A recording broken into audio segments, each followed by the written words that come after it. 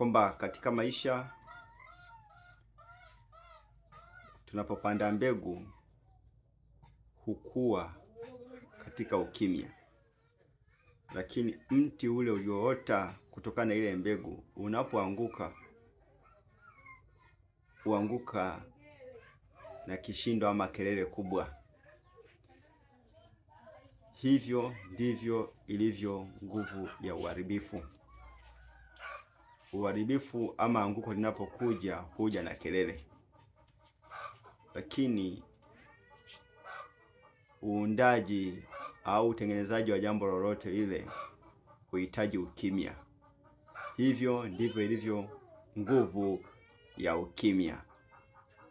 Unapofanya jambo, fanya jambo kwa ukimya.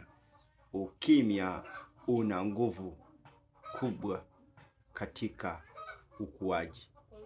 Kumbuka kusubscribe channel yetu Tumaini Katika Tufani, like, comment, share video zetu kwa bariki na wengine.